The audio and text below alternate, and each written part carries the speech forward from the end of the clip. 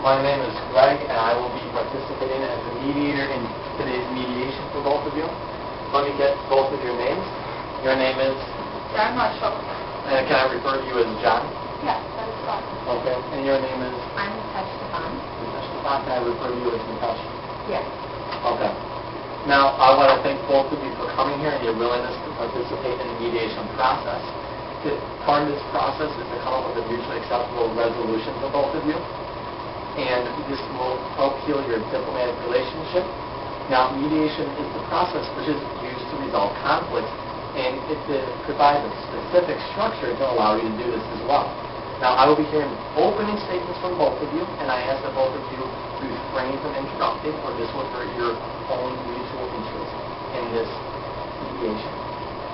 Now, also, if a stalemate occurs, I'm going to ask both of you to go to the caucus with me, which is a private meeting, which everything remains confidential, and anything that you tell me in the caucus will remain confidential unless one of you explicitly tells me to tell the other party what you expressed to me. And this mediation process in and of itself is confidential as well. Now, we can have this last as long as necessary, and breaks can be provided. Now, do either of you have any questions for me so far? No. Okay. Now, what I'm going to do to decide which one is going to go first, I'm going to choose a number 1 between 10, and whoever is closest will be able to do their opening statement first. So we write this number down. And what number do you choose? 1 through 10? 3. Okay. And what number do you choose? 7. 7. Okay. The number was 7. So we're going to have John from the United States go first in their opening statement. And by the way, when I'm writing down notes, these notes will be eliminated after this meeting, and it's just for the purposes of helping both of you out. Iran wants to pursue the enrichment of uranium, which they claim is for peaceful purposes. But the United States is concerned that Iran's development of enriching uranium is for the purpose of creating a nuclear weapon. Throughout our diplomatic relationship, they have not had problems to negotiate or talk for 30 years. They have made many threatening comments regarding our allies, such as the Israelis, and do not want us to escalate into a military conflict. We want to be able to talk to them. But even when we did, Iran refused to accept our position against their nuclear development. So let me just paraphrase this so I can make sure I understand where you're coming from. You do not accept Iran's notion that their purpose for building enriched uranium is for peaceful purposes, but rather you think these are deceptive tactics and deceptive words for them to use it as part of a nuclear weapons program. However, if you can find a way to trust them, you will, but it is these, what you call deceptive tactics, which are causing the distrust in the relationship.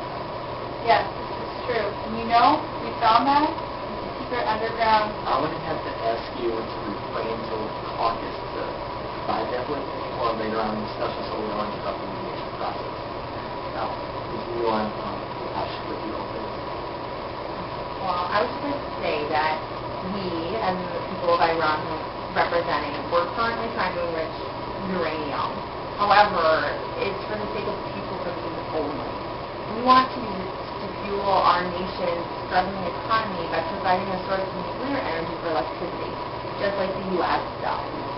We are really getting sick of the United States meddling into our business, our economy, our political process, like when the U.S. used the CIA to overthrow Shah.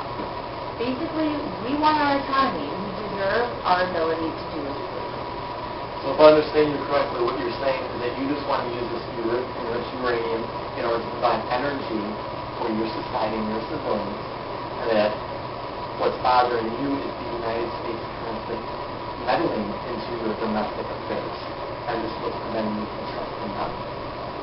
Precisely. Kind of just exactly how they treat our prisoners at Guantanamo. Now, I'm going to have to ask you to save the comment for another time, because that's again interrupting the mediation process, and you can tell me the caucus or another time it's appropriate. Now, what it seems that both of you are arguing here is a common distrust for one another. However, you share the common interest in Iran to pursue some type of enrichment process, which is what you want, and you're concerned about this enrichment process, and this is what unites both of you. Now, would you agree that this fairly and accurately represents where you're both coming from? Okay.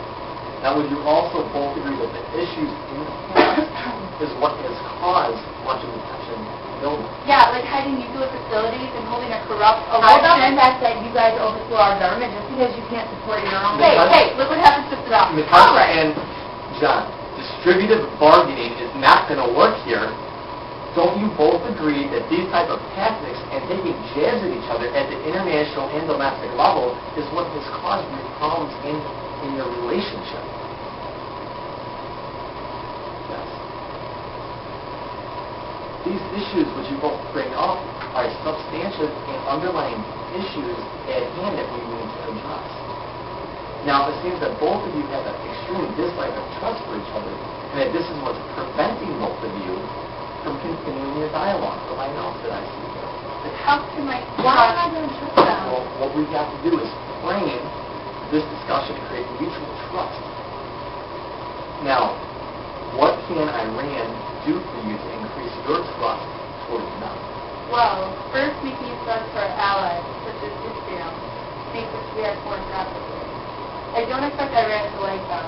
I know there's a lot of that history. But if they need trust as an ally, we have to maintain a relationship with them. Now, Nitesh, have these threats in any way increased your credibility to the international community? Well, no. We don't like being pushed around. We don't want to lose face. Would you stop making the threats if the U.S. promised not to make you look weak to the international community and help you save face? Yeah. I suppose then we may be able to trust more. Now, are you willing to allow Iran to maintain face and not push them around the international community if they were to stop making threats toward your allies? Yes, trust is what, the trust is what has provided us with trust in them in the past. Okay, I think we can reach an agreement here on both these issues for both of you, which is that if the United States allows you to maintain face to the international community, that you guys will, in that process, then not make threats towards their allies. Can you both agree to this? Okay. I want to write this down then for part of the resolution process. All right. Now, I feel the next area of focus is the issue of the meddling in domestic affairs between both of you. You both brought up the prisoners and protesters in Iran. So let me first ask you, Nitesh, what would you like to express on your side about how your government operates that would allow the U.S. understanding to be together? Well, in the past, the United States is very unhappy with our leader, the Shah, and they decided to overthrow them. Instead of using diplomatic means, they used the CIA to overthrow him. This is outrageous, insulting, and illegal. They continue to meddle in our political affairs without us. At this point, I would call for a caucus, and what I would do in the caucus is allow emotional flushing because they're both getting extremely upset. And also, I would have them express their sentiments towards me as of now, and allow them to express where they're coming from. And then when I would paraphrase them, I would reinstate the building the mutual trust frame that I established earlier, in order for both of them to realize that they need to come to a resolution. And by using this framing, I would do so. So now we're out of the caucus.